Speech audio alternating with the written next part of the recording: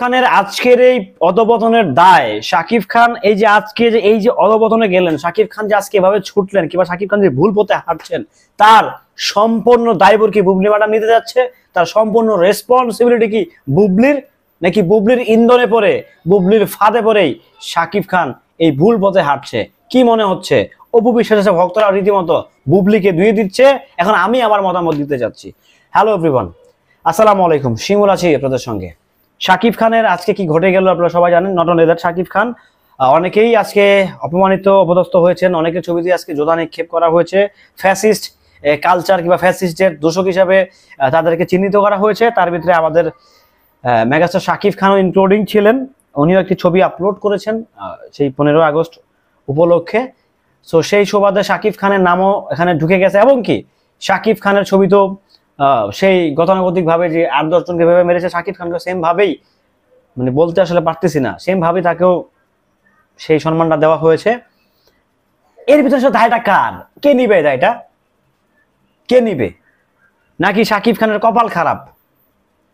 26 বছরে শাকিব খান এই যে সার্ভিসটা দিল বাংলা চলচ্চিত্রকে, তার বিনিময়ে শাকিব খান এটাই প্রাপ্য। সে যে 26টা বছর দিন নাই রাত নাই, গরুর মতো, কুকুরের মতো, কুত্তার মতো খাইটা সে আজকে এই জায়গায় দাঁড়াইছে, ইন্ডাস্ট্রিকে ভালো ভালো সিনেমা দিচ্ছে, ভালো ভালো কাজ দিচ্ছে, ভালো ভালো কিছু দিচ্ছে, সেটা কি তার অপরাধ? নাকি বুবলি ম্যাডাম তাকে ইন্ধন দিয়ে এই ছবিটা পোস্ট করিয়েছে? এই দাবি করছেন অপু বিশ্বাসের ভক্তরা। আমার যেটা মনে হচ্ছে, শাকিব খানের যারা অ্যাডমিন প্যানেল, যারা শাকিব খানের উপদেষ্টা আছেন, বেসিক্যালি পেজ উপদেষ্টা, শাকিব খানকে যারা নিয়মিত পরামর্শ দিয়ে থাকেন, নিয়মিত ভুলভাল পরামর্শ দেন শাকিব খানকে, যারা তার অ্যাডমিন প্যানেলে বেসিক্যালি যারা আছেন, সো তাদেরও কিছু গাফিলতি থাকতে পারে। শাকিব খানকে না জানায় হয়তো বা পোস্টটা করা হইতে পারে, কিংবা শাকিব খানকে বোঝানো এরকম ভাবে বোঝানো হয়েছে, শাকিব ভাই যে যেহেতু বুবলির একটা কন্ট্রোভার্সি চলছে, এটাকে থাকতে হলে, ধামাচাপা দিতে গেলে আপনাকে কি করতে হবে? আপনাকে হচ্ছে এমন একটা কাজ করতে হবে যেন বুবলির ব্যাপারটা ধামাচাপা হয়ে যায়। বুবলির ব্যাপারটা কিছুই ছিল না ভাই, কিচ্ছু না, এটা সিলি ম্যাটার। শাকিব খানের একটা সিনেমার অ্যানাউন্সমেন্ট আসলে সব ঠিক হয়ে যেত, বাট এখন যে ঘটনাটা ঘটছে সেটাকে কোনো সিনেমাতে ধামাচাপা দেওয়া যাবে? কোনো প্রডিউসার শাকিব খানের পাশে ইনভেস্ট করতে আসবে?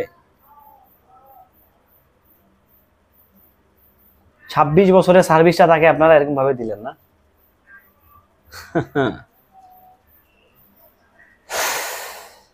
শাকিব খান একটা দেশের, যে দেশের চলচ্চিত্র নাই বললেই চলে, সেই দেশের চলচ্চিত্রটাকে, সে ধ্বংস হয়ে যাওয়া চলচ্চিত্রকে সে টিকিয়ে রাখছে, তার নামই শাকিব খান। তাকে আজকে যেভাবে দিলেন আপনারা,